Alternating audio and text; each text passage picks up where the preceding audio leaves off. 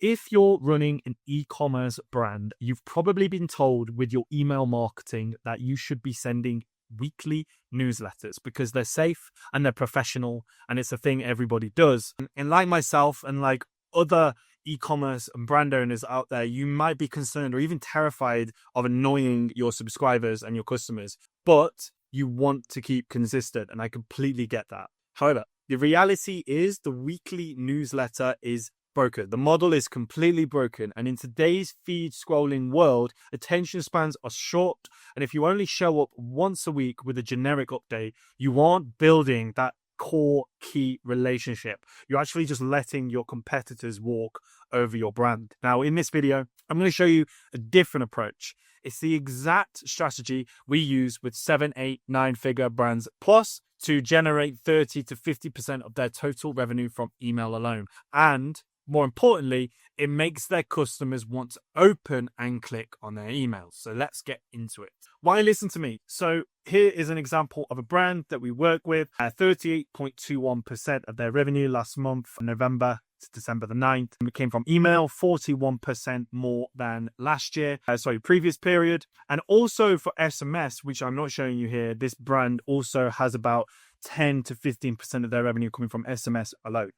Campaigns are one of our biggest drivers, which I'm going to be talking about today. And that's why I wanted to highlight this brand with 73.96% of their revenue coming from their campaigns. So what is the weekly newsletter, aka the snoozeletter? You've seen these, everyone has. Usually these are the ones where they land in your inbox once a week. They are packed with just 7 different topics, 8, 9, 10, 20 different topics, and they're long. They're super long with just literally like everything jam-packed full of information. It's just like a wall of text. So when a customer sees an email like this, and when I see an email like this, I think nowadays people don't register it as valuable content. They see it as information overload, an overthinking overload. They register it as homework. So because of our attention spans have dropped, and really most people now are just checking their email when they're in line for coffee or when they're on the tube or when they're on a daily commute, right? Even on the toilet a lot of the time. They don't have time to read an essay. They don't want to read an essay. And the danger here is that you aren't just losing one open, you're actually training them every time with these emails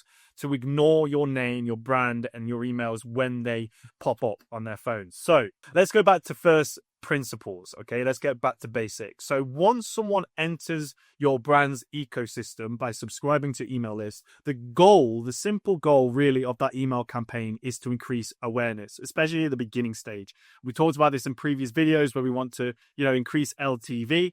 Now, instead of back to principles, a non-customer coming into your email list, they're really just starting to learn about your brand. And this is where they're in a belief shifting phase. And we want to show them, right? We want to show them with our emails how we can help them do that. And the goal is to get them basically from aimlessly scrolling their emails and their content on that online, doom scrolling, like people call it nowadays. We want to get them to basically opening emails, clicking, and eventually getting out their wallet and saying, "Hey, I want this thing that you guys are sharing with me."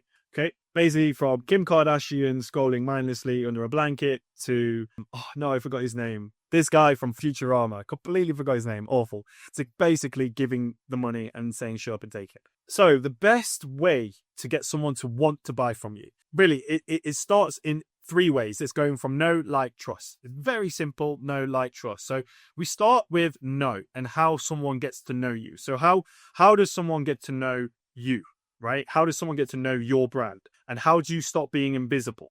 Okay, so first of all, there's some points here, 4 points that I want to go through. So first point, sticking to a weekly schedule limits you to exactly 4 chances, even more, right? You've got 7 days of the week. It limits you completely on the amount of times that you can communicate with your subscribers each month.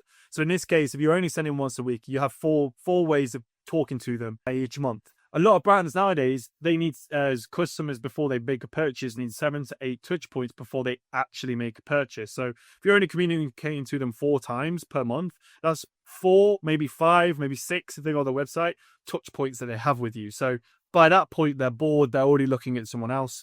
and they will probably already bought from your competitor. Second point is if a subscriber misses that one email, they don't open it, they don't click it for whatever reason, you become invisible for a full 7 days, right? While your competitors are constantly showing up with unique content, unique angles. The third point is kind of the solution here. So by switching from going from one weekly newsletter a week, right?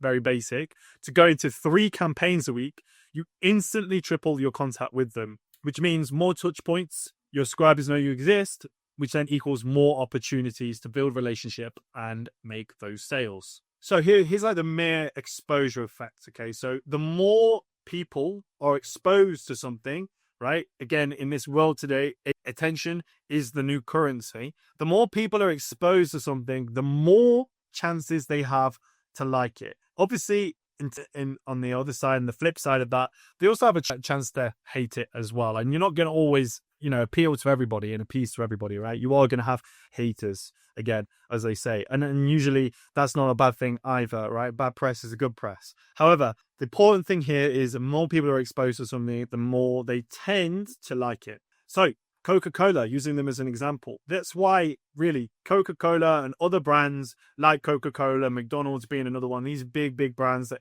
invest millions and millions of dollars into brand awareness. And this is why they spend, billions literally on advertisement every single year. Again, something like this, a simple banner in Times Square costs a lot of money, a lot of money. And it's the reason why Coca-Cola shows up literally everywhere. Conspiracy theory, it's the reason why Coca-Cola invested millions and millions and millions into creating Santa Claus, right? The red. Santa Claus used to be green, used to be called St. Nicholas, I believe, giving gifts. Coca-Cola took that avatar, took that mascot, invested lots and lots of money into a campaign, which now is known as the Coca-Cola advert that goes out every Christmas with Santa drinking Coca-Cola on the Coca-Cola truck. Literally, they just know the power of being everywhere at once and grabbing people's attention. So let's put this in another example. Think about your best friend, right? You don't schedule a meeting with them once a week on a Sunday morning,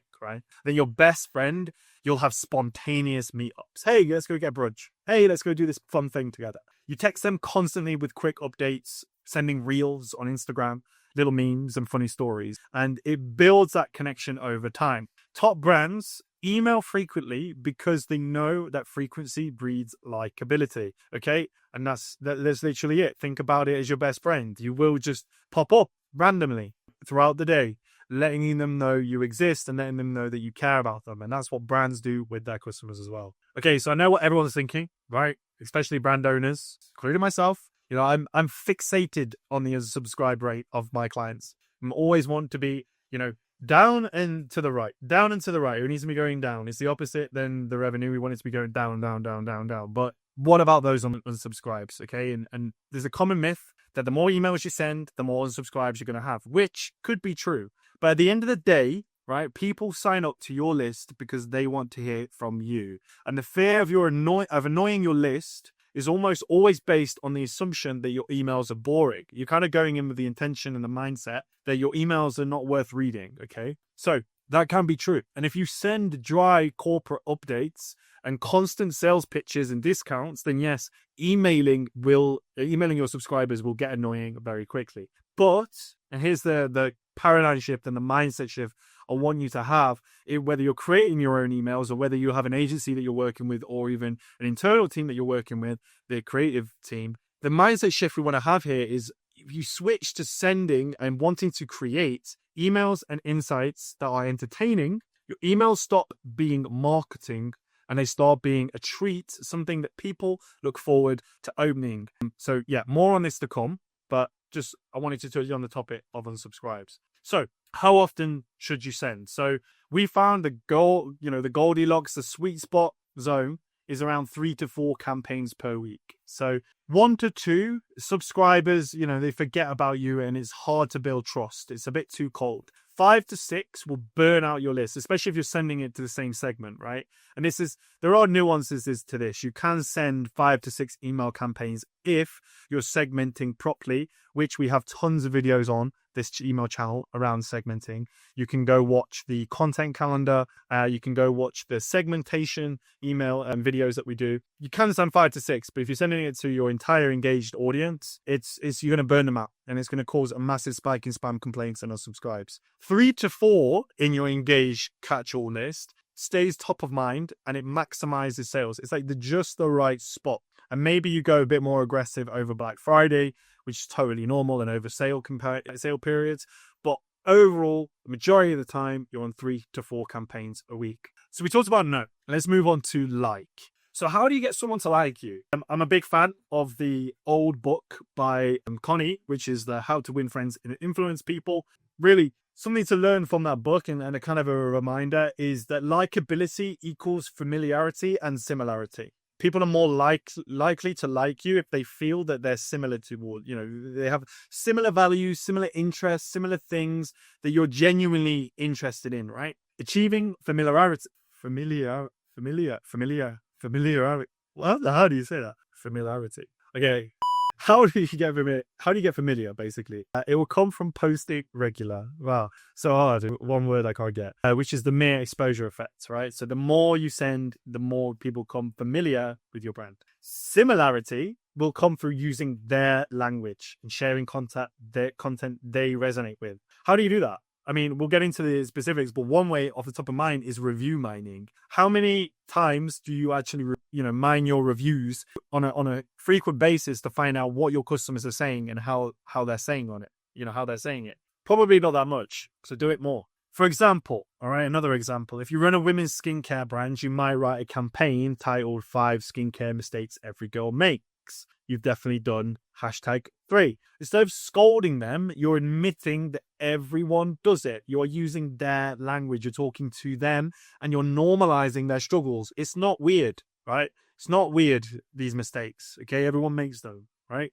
And then you can position your product as the solution. First, talk in their language, normalize what they're going through, then position your product as the normal thing to solve their problem. So talked a bit about right? Speaking their language, really being like your customer. Trust. How do we get that trust? How do we get them buying again and again and again? Through trust. Now, trust is the final pillar. It really cements everything together. It's a support, right, between the no and the like. Trust is crucial because it determines really at the end of the day whether they're going to buy from you once, twice, 3, 4, forever times, right? Or not. For example, I know my mom and I like my mom, but I wouldn't trust her to build me a website. I mean, my mom can switch on a computer, but in this case, this means, right, that you have these two things, but I'm not going to let her do something that I can't trust her to do, right? Is it kind of an example? I would say more my dog in this case. I really like I know my dog. I love my dog, really. She's adorable. She makes my life so amazing. But, I wouldn't trust her to run retention at my agency for less than 10 seconds on a Zoom call just to get everyone happy on a Friday morning where everyone's like, oh, I'm done by the end of the week, show my dog. But I wouldn't trust her to run the retention side of the business. That makes sense, right? So trust comes down to showing competence. Competence means being helpful. It means showing proof. So think testimonials, guys, tips and so on. So at the beginning of this video, I showed you a testimonial. Showed you proof, essentially, of, why you can trust me and why I know what I'm talking about, because I live and breathe retention marketing. I do this every day. So I can show that with results, which I know what everybody watches this video is what they care about, right? Is yes, it's all good having these things, but if you don't have the results to prove it, then how is there competence? How can you trust me? Okay, so you need to prove it. So what types of content gets people to like and trust you? You don't have to create, fortunately, you don't have to create long YouTube videos like bits, right? For your audience, you can if you want, then they probably will enjoy it. But simple ways in your emails and SMS and other, content that you guys create. You have educational, and we spoke a lot about this, how to use it step by step, industry secrets, things you didn't know. Persuasive, myths versus facts, us versus them, and the dirty truth, the dirty little secret that no one talks about. Product focused, one feature, one benefit, and best paired with, and then social proof, stories of your customers, testimonials, and the best sellers. Why are they best sellers? Spoken by your customers. So we've put together a list of 25 topics can get you started on breaking out of this weekly newsletter trap or cycle. So take a screenshot of these 25 campaign topics. So go down to the link below as well. We have a ultimate resource for e-commerce brand owners with your email marketing, with your paid marketing, and it'll have a lot of ideas of content there. However, just for the, you know, the speed of the video, and while you're watching me, you can screenshot these, and these are some great little simple topics that can get you started, get you thinking, brainstorming of what sort of creative angles that you can take that get you out of the newsletter trap. So scroll here, and then we go down. These are the final points. I think one of my favorites here are the step-by-step myths versus facts, and the 3 things you didn't know. Those ones I've seen do really well, but to be honest, these are all really great. You should try them all. Cool. So let's summarize this video. First point, hit the Goldilocks zone for your own brand to build familiarity. So start sending, work your way up to 3 to 4 campaigns per week to leverage the mere exposure effect, because frequent visibility makes sure your subscribers know that you exist, while constant familiarity makes them naturally like you. Second point, use proven content blocks to build competence. So rotate through specific topics like myths versus facts, step-by-step guides, all those 25 topics I've given you. Cycle through those, try them all out, different ones every week, to prove you can actually help your audience. And you can do that with entertaining insights. It doesn't have to be like super long text. It can be a fun way of demonstrating it, just to build that trust and position your brand as a solution rather than a sales pitch,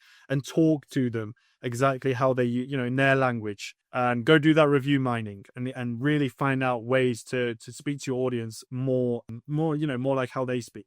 Go check out this video. It's on our channel. Probably a link will pop up now. This is an email calendar strategy that I put together. This will help you understand this. You know, it gives you a framework, essentially the 80-20 framework that we follow here at Hayes, that you can follow every single month to build your content calendar, and it'll help you snap out of this weekly newsletter cycle. It also help generate some new ideas. So click that. If you want to work with us, if you want to take care of your retention marketing, please book a call below. We offer free audits for your Klaviyo account or for your ESP that you use, maybe those Iterable, OmniSend, it doesn't matter. Book a call. We'll see if we're a right fit. We can have a look at your account, highlight some amazing opportunities with an action plan, and then you can decide whether or not you want to work with us. And by the way, we're just here to help you scale your brand with email and retention marketing. So go click that link below if you want to chat to us. And yeah, subscribe for more videos. So I'll see you in the next one. Bye.